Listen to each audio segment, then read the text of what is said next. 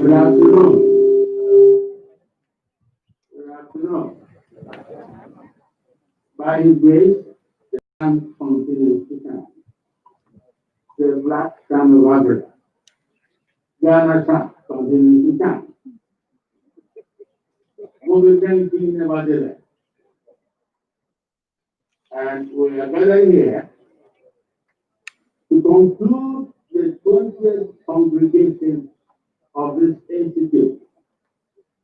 And by the powers invested in me as chairman, I'm about to constitute the fourth sitting of the 20th congregation.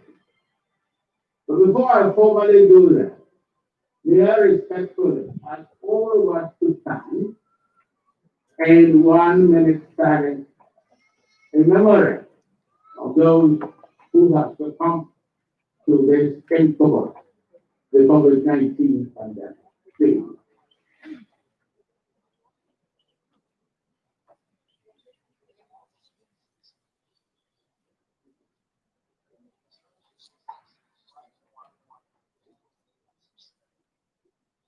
God is not mocked. Please say. God is not mocked. Speaker, Albert Speaker. But we are able to do this in-person congregation for two reasons. One, to celebrate the achievements of our graduate students who are before you and before the whole world, and to acknowledge that they have gone through the rigors of the Gimpa type of higher learning, higher education. And also to show the world that COVID-19 nevertheless, COVID-19 despite, in spite of COVID-19, it is possible here at Greenfield to have a proper mix of virtual activities, which are going on now, and which appears to be the very method of teaching and learning. But also, it is possible if you observe the protocols of COVID-19 as laid down by government, and especially protocols as observed here, religious, by the administration, it is possible to do so. So we are welcoming you all to this phone assembly, and I'm asking God's grace for what we are about to do. The only thing I want to ask you, colleagues, students, what, masters, so that what, you are graduate students. The only thing I want to add is that because of the protocol, because of COVID-19, I cannot greet you by the hand. But we'll practice it, and but to show that you've been awarded your graduate degree, we're going to make sure that we are truncating it, but your names will be called, and you pass around, and I will suggest this time to Mr. Cameraman, stand here, and then take pictures as they come. And as you see the cameraman, pause a little, look into the camera, and they will picture. That's all. Take the picture. That's all. That's all. That's all.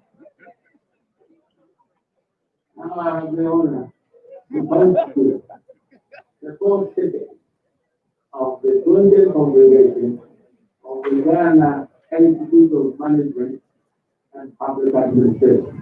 Thank you.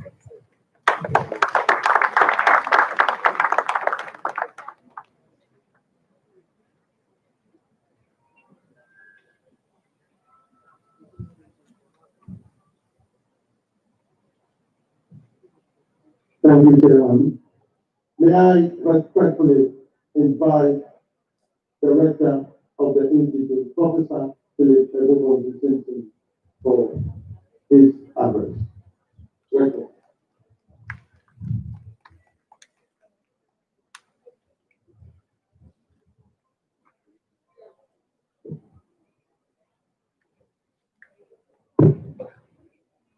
Thank you very much, the Secretary of the Chairman of Council, the guest speaker, and this day is the interest of time economy to rely on the protocols already established by the Secretary of the The opening verse of the famous hymn says, "And are we yet alive and see each other's face? Glory and thanks to Jesus give for his redeeming grace." The theme for this year's congregation package on the implications of COVID on our lives, our studies, our work, and others. We all know about people, and we all know people who have been affected directly or indirectly. But we are here today to celebrate with those who are graduated and being here physically, and those who are joining us virtually will join the hymnist in saying, "And are we yet alive and see each other?" The Chairman, may I take the opportunity of congratulating our graduates. May I also take the opportunity of informing all present that in the coming months, starting with January 1st through to the end of December, this institute will be celebrating its diamond jubilee. The institute will turn 60 in the coming year, and a number of activities have been lined up and in due course. The full details and timetable will be rolled out. But I am happy to give a teaser as to some of the activities that are planned to commemorate Gimpa at 6 years. These include, most respectfully, an opening Thanksgiving service and a closing Thanksgiving service all to be held here under the auspices of the Gimpa Interdenominational Church. A series of corporate social responsibility activities at which the Institute will have the opportunity of giving back to society and country. A number of fun events involving entertainment, sports, and otherwise that our staff, our students, and our alumni will participate in. Some fundraising events, public lectures, and launch of a book commemorating the history of the Institute of the last 60 years. Special congregation at which there will be the conferment of honorary degree and the investiture of the new rector. Mr. Chairman, by way of focus on the educational dimension and its direct administrative support, for the next 60 years and starting immediately, we will continue our quest for excellent, impactful, nationally and internationally relevant scholarship involving our faculty, our graduate students, and our undergraduate students. I am happy to announce that over the period recently, 38 new programs have been accredited. And for those of you, which is invariably all of you, going to graduate with a master's, opportunities exist and abound for doctoral studies. There are the research doctoral programs which will culminate in the PhD, and there are the practitioner-oriented ones that are also available, particularly with the leaning towards business. Think of continuing to improve and develop yourself, and think of coming back to this institute. Mr. Chairman, as our students will soon be receiving the degree to be conferred upon them, allow me to, in a minute or so, express some words of advice and admonition to them. I will draw our attention to the words contained in Proverbs chapter 16, verse 3. And it simply reads, "Commit thy works unto the Lord, and thy thoughts shall be established." Commit thy works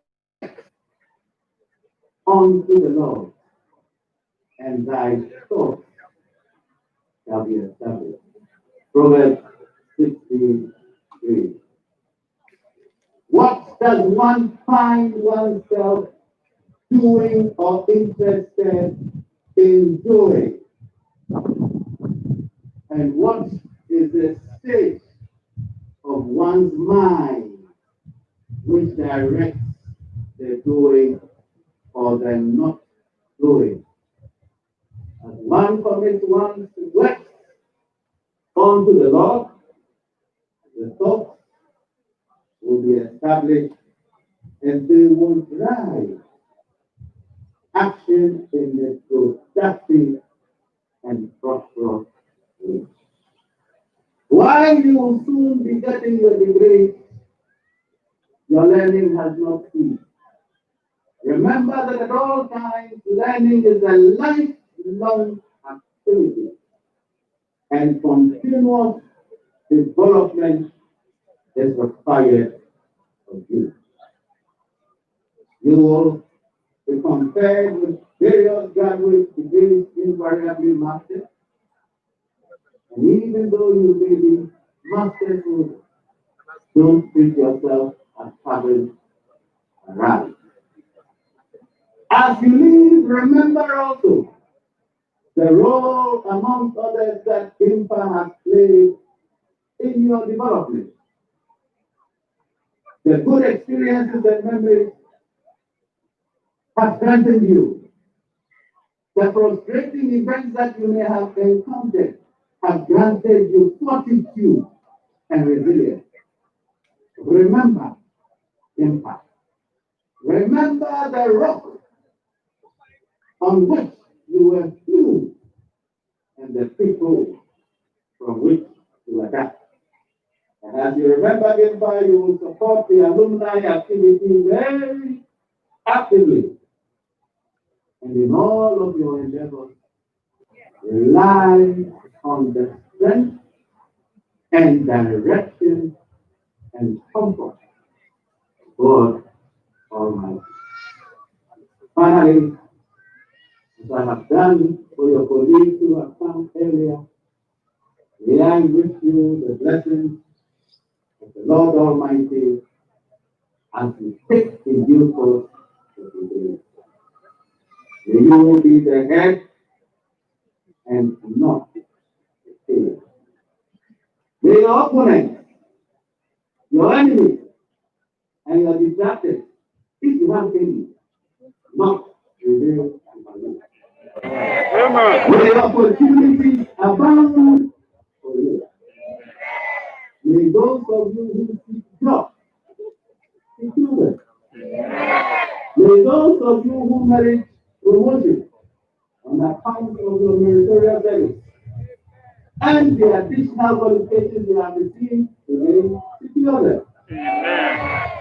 May those of your number who are unmarried and who desire virtuous spouses secure them. May God Almighty bless you. May He give you. May He make His face to shine upon you and be gracious unto you.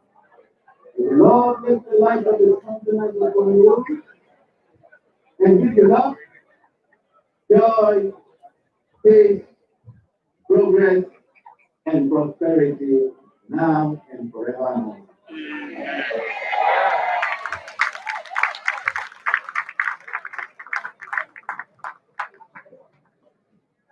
Thank you very much for your advice and the blessing associated with that. Thank you very much.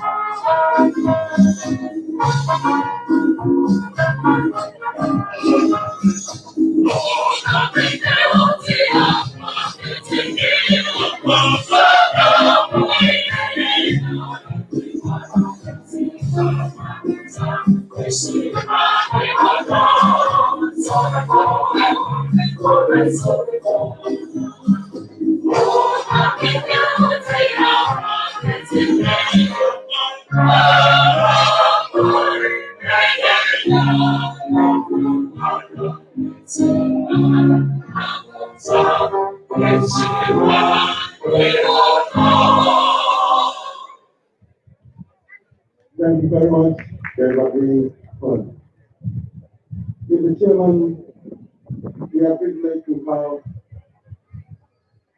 have a guest speaker of the group, and coincidentally, an anointed man of God to anoint and deliver blessing for this congregation that is ending today.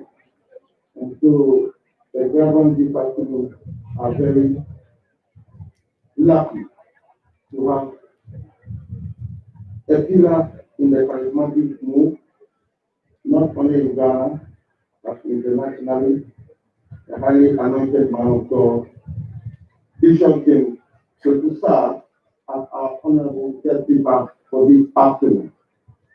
Bishop James Pakusa is a senior bishop of the Acting Chapel International. He is presently president of the Dominion Theological Seminary of Acting Chapel International.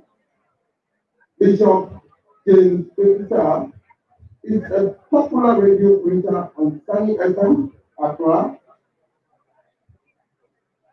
Accra FM, Spirit FM, and Craft FM on Monday to Friday, and also on SBN TV. By the grace of God, he started the Jericho Hour prayer meeting, which is now Dominion Hour, with phenomenal supernatural visitations of the Holy Spirit. Jericho Hour has been adopted by many churches worldwide over the years. Bishop Sarr holds a master's degree in governance and leadership from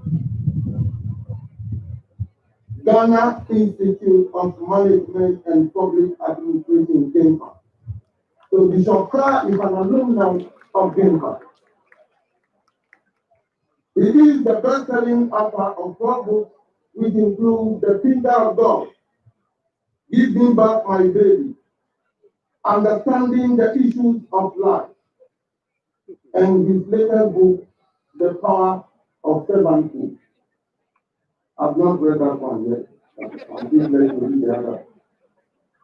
Very powerful book.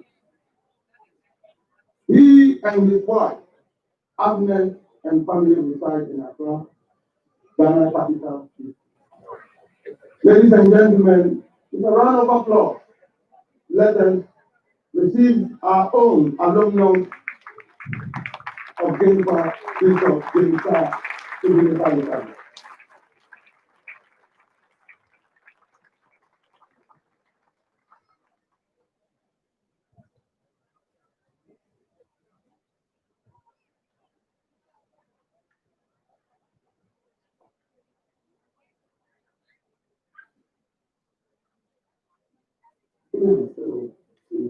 Praise the Lord.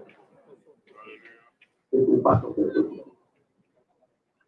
That's right again, praise the Lord. Where I come from my hand.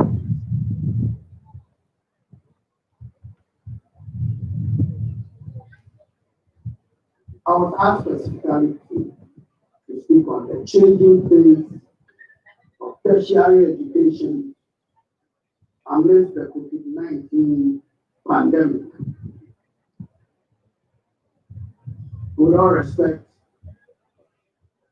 I appreciate the chairman, the board of governors, the members of the board, the rector, vice rector, faculty, graduates, and students. It gives me such honor and nostalgic memories to be given the opportunity to speak at the 20th congregation on this august occasion. I've been under very exceptional circumstances in the light of the COVID-19 pandemic. Nostalgic because I have fond memories of Gimpa Green Hill, which some of you may not be aware of. I worked here for many years, and I left here as a senior staff way back in the 80s. I was captain of the Green Hill football team. I think I deserve it.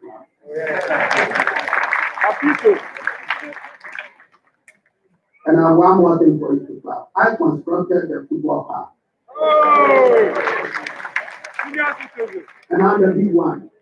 I became a born-again Christian on this campus. And then from here, I went to missions abroad. And that's what I brought me where I am. I give glory to God. In 2005, I graduated here when I came back. I read a master's in governance and leadership. Little did I know I'll be given the opportunity, as I have today, to speak at this graduation. And I thank you, the rector, for the opportunity. Today, it's not about me. I'm telling you this to reiterate the words of the Kenyan Oscar winning actress, Lupita Nyong'o. She said, no matter where you are from, your dreams are valid. And that's the reason why I'm doing this testimony. Now to the main business. Ladies and gentlemen, it's fair to say, speaking to the topic, the changing face of tertiary education amidst the COVID-19 pandemic. It's fair to say that whatever challenges and crises tertiary education is facing in the midst of COVID-19 pandemic is a subset or a direct fallout of the latter. It is appropriate within this context, first of all, in my presentation to capture, to a certain degree, the real effect of the COVID-19 pandemic. Allow me to do that. Mind you, it's not all bad news, doom and gloom, as some may think. Some companies and individuals are laughing all the way to the bank. As they say, in the midst of the pandemic, name them Alibaba, Zoom, Amazon, and others. Now, for instance, from March to June 2020, records state that 40 million Americans filed for unemployment between March and June 2020. But within the same period, Amazon CEO Jeff Bezos, his net worth for the same period rose to an estimated $48 million. How you wish you was your brother? Not so fast. In fact, the super rich billionaire's wealth rose to 10.2 trillion in the midst of COVID-19 crisis, a whopping 27% increase. Let's get the facts right.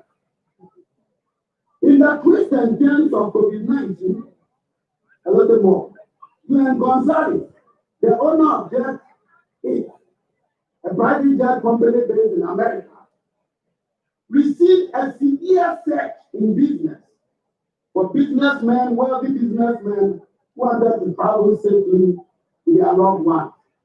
That's what the only point. COVID-19 vaccine development is now treated vaccine nationalism, which means national governments determine them to follow their own interests. Where does that leave the rest of us? Let's come closer. A few home truths. I don't know who owns Veronica Buckets.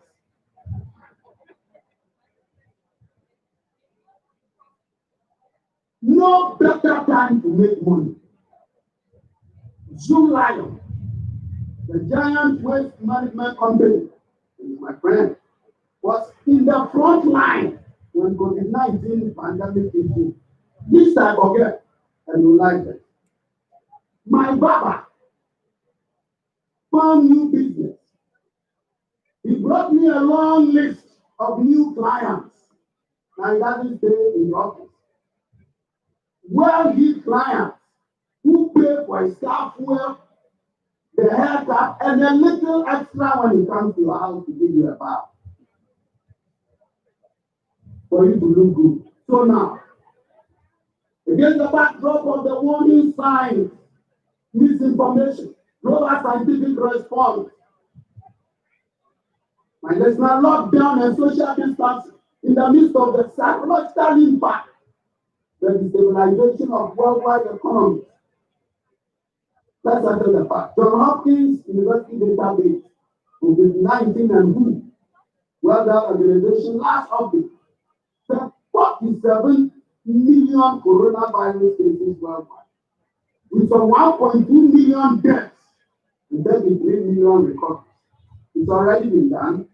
We observed a moment silence. But if you do know how, can we try it again? Let's go ahead for a moment.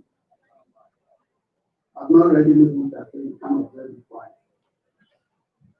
A moment silence. It's the mercy of God we are alive. Just a moment. All over the world. There are people here who don't respect your brothers, your sisters, your cousins. You know somebody who died. Let's honor them. Thank you. Where does all this lead? As management expert Peter Drucker said years ago, yesterday's success is no guarantee of tomorrow's survival. Never has this statement been more prophetic than now in the unfolding of COVID-19 pandemic. We now have some big questions that demand big answers. The fear, the changing face of tertiary education in the midst of the pandemic. What are the implications? Let's get the facts right. According to the University World News, an online newspaper or newsletter on higher education, economy, society, business, Mr. Chairman, higher education across the world has conspicuously been affected by COVID-19. Things have changed and life will never be the same again. A recent UN report said COVID-19 has caused an educational crisis, in particular to students and teachers. And the biggest concern for academics and public policymakers involves loss of learning. Loss of learning.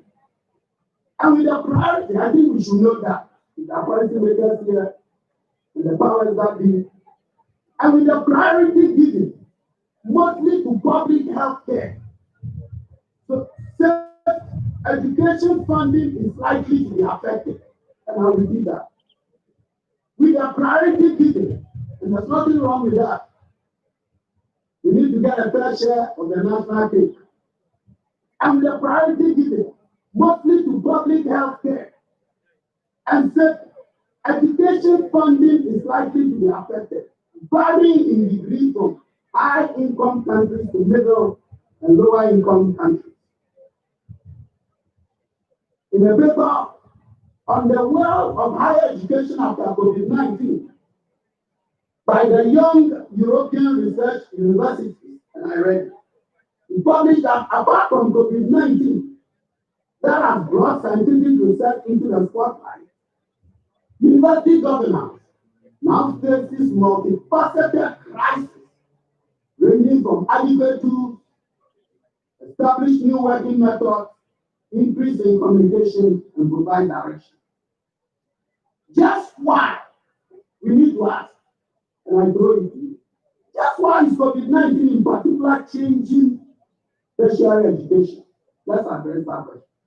Because of the unique nature this disease is transmitted, the science is not conclusive. But we all know that it is transmitted by contact and is also airborne. Please give me your hearing. Tertiary education is facing serious problems. Students, faculty, administration can no longer work and relate in close proximity as before due to the guidelines that control COVID-19. For example, if we have a course of 400 students in a lecture room, it suddenly scaled down to 150. How do we cater for the 250 students? Due to limited space and faculty, schools can only cater for a reduced number of students in a circumstance. How do we bridge the gap? Let's offer some solutions. It is time to enter the digital age of virtual learning in full force. In the digital age, the Ghanaian context has always been with us, even though we have not explored it in its full benefit. And let me make a point. I remember way back when I did my master's here from 2003 to 2005, when I did my master's. We had a couple of lectures online from Harvard University. Sad to say, many of my colleagues didn't attend. They were not interested. At that time, 2003, I had many of them saying it's online. If they try it today, they will regret. Because today, online is the in thing. For example, today in Kenya, the judiciary is using email and video chats to deliver judgments and rulings. This one, my son, the lawyer, told me. I'm going to be responsible for it. In America, for instance, lawyers are making applications and conducting trials in the comfort of their home via Zoom.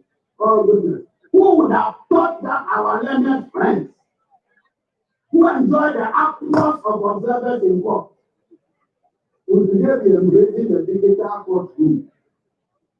Here comes the wind of change. Is it a new norm? It may well be. In a report prepared by the technical team of the UNESCO International Institute for Higher Education, ESLA, it highlights some things I need to put across today to the powers that be and the leaders and the stakeholders and policymakers that concern different actors, institutions, and the system as a whole. That's how they bring through. The World Bank Group outlined several challenges that COVID-19 is posing to teaching and learning. Here are a couple of them. The weakness, and I think as a teacher, you're a student, let me your ears for a moment. The weakness of internet connection and internet speed in many countries. Ghana is there. It's an opportunity to focus on teaching and learning. One of a couple of cases when situations where I had to do Zoom with my pastors and bishops. My wife was crisscrossing the room. And if you are not careful, anything can happen. I leave the rest to your imagination. I'm not responsible for what is in your head.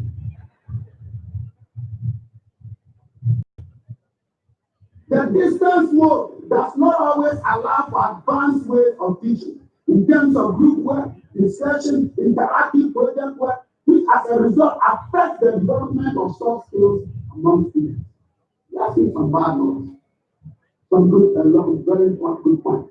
Long periods of self-isolation, which can have adverse impact. We've not researched on that yet.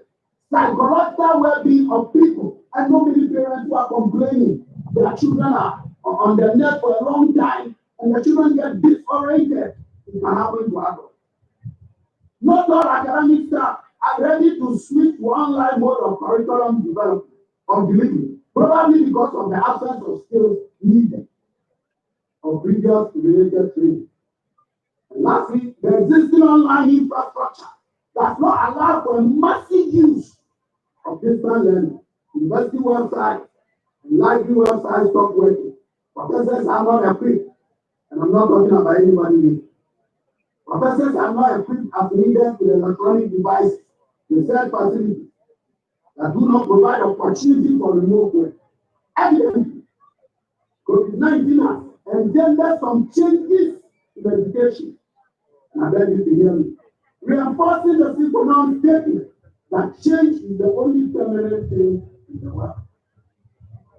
I must reiterate, however, at this point, that since this foundation, universities like any other social institution have had to face devastating epidemics that have impacted their daily function. And here are some very strong points today. Guess what? Universities have survived and continued their mission even when their doors were closed. That is some good news. Case in point, in 1665, Cambridge University closed due to the Black Plague epidemic that struck England. Isaac Newton had to return to Woodstock Manor, his home.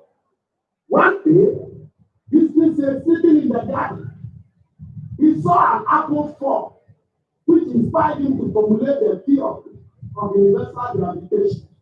At least he told William Tuchel, who included in the anecdote of Newton's biography in 1752. The moral of this story is this: in as much as the doors of higher education have to be closed, academic activities continue where the spirit committed to science and training, and with sometimes surprising results. I think here we can clap.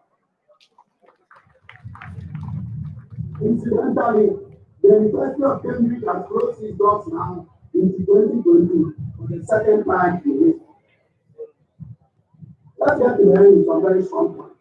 Blended education and online education are most probably expected after this pandemic. COVID-19 will well be, and I repeat that, COVID-19 will well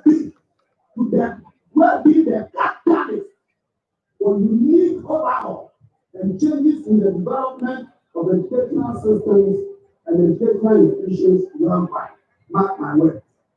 To higher education institutions like Gimpa, may I suggest that you consider not only making short-term adjustments, in terms of accessibility, infrastructure, and equipment, but also drawing the right conclusion for medium to long term.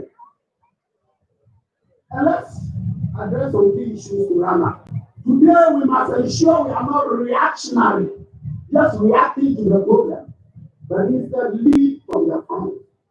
Universities like Gimpa must look to embrace the technological change that comes with the new phase of education post-COVID. Next, the chairman, faculty, we must aim to develop teleconference solutions like Zoom and Microsoft Teams that meet the demands of our geosphere. We must develop university-specific apps. Wouldn't it be good if we had Gimpa app? And no, I'm saying a small one. If anybody develops it, I said it first. And so I'm coming after you for mine. I don't know what it is. The electoral property. If you have it, I said, maybe someone said, I do. So on a more serious note, we must develop university-specific apps and software and engage telecommunication companies that will allow students to access their applications and course materials with little or no charges. We must move actively to training. That's what we do. I think that's a good point. Real government, as you step out there, remember to stay true to the good values and principles you have picked up here. Change when necessary and inevitable. The pandemic has forced universities to bring their courses online. We can expect a new model to emerge once COVID-19 has passed.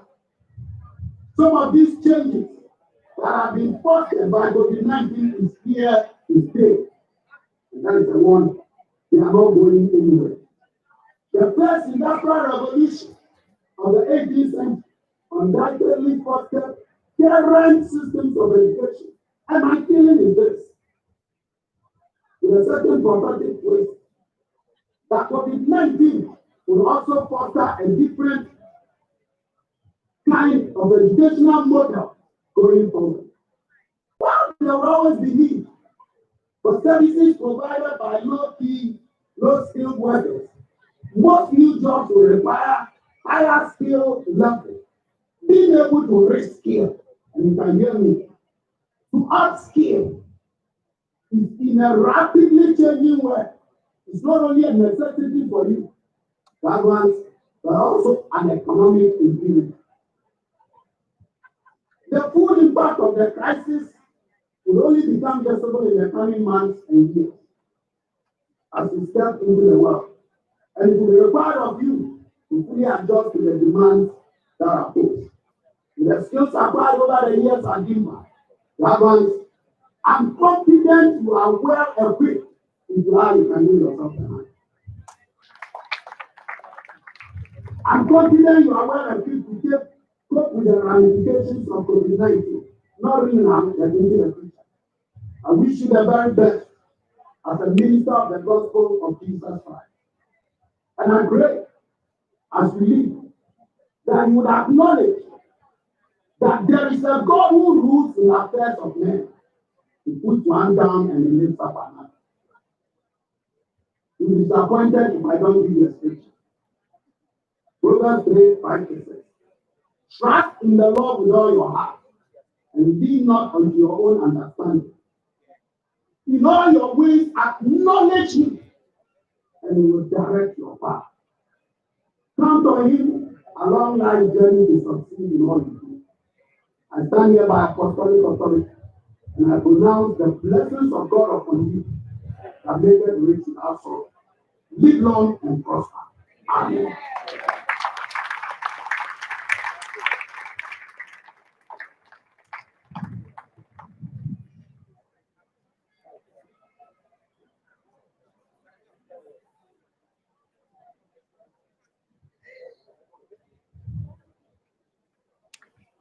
Thank you very much. Let's do another round of applause.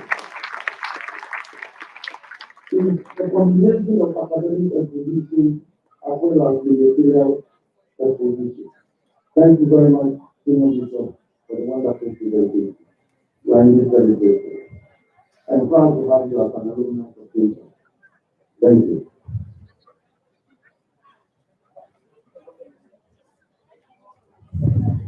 Second part of the presentation is from one Indian student.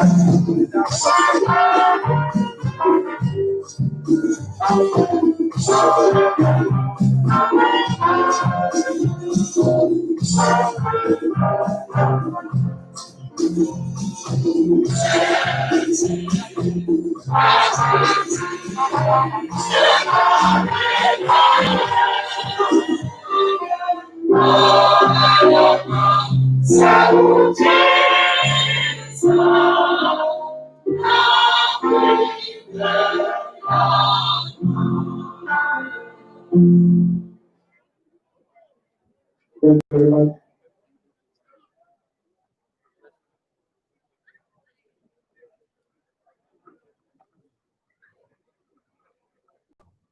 The Chairman of Council, members of the Governing Council of Gimpa, our guests of honor, members of convocation, staff, alumni, distinguished invited guests, media ladies and gentlemen. The persons who will be presented have fulfilled the requirements of the statutes and regulations of the institute and have been found well both in character and in learning to be admitted to the various master degree programs of the School of Technology of the Institute. I therefore call upon Professor Wisdom Apalu, the Dean of the School of Research and Graduate Studies, to present the graduates of the School of Technology for admission to the degree of Master of Philosophy in Management Information Studies, Master of Science in Management Information Studies, and Master of Science in Information and Communication Technology.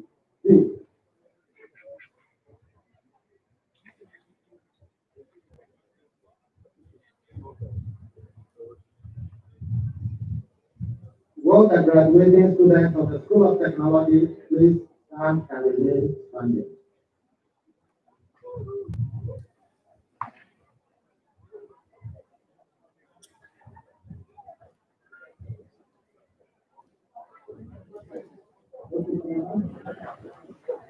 I, Professor Wisdom Apalu, the Dean of the School of Research and Graduate Studies, by the authority of the Act of the Ghana Institute of Management and Public Administration, present to you the person standing and those absent for sufficient or for whom I stand proxy, who have been found worthy both in character and in learning to be admitted to the Master of Philosophy Management Information Studies, Master of Science in Management Information Studies, and Master of Science in Information and Communication Technology degrees of the Institute.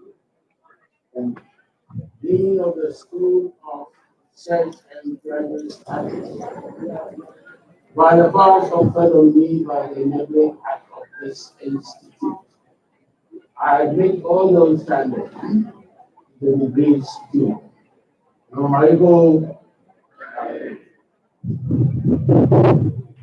Dean of School of Technology, please join the institute.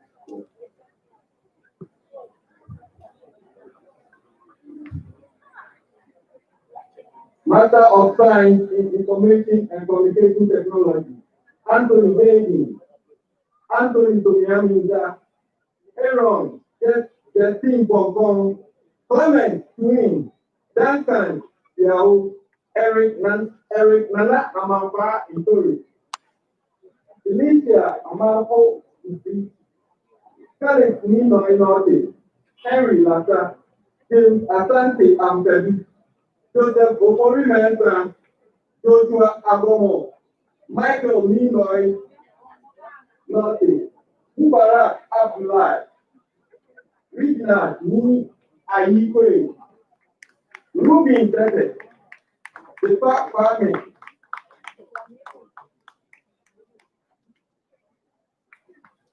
Stephen Nana Owusu Debi Apo, Stephen Okin Amurapo, William Mawuli Ahedo.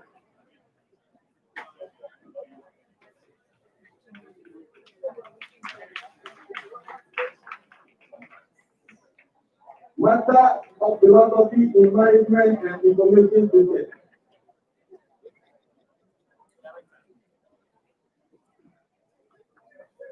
Doris P. and Iman Reform.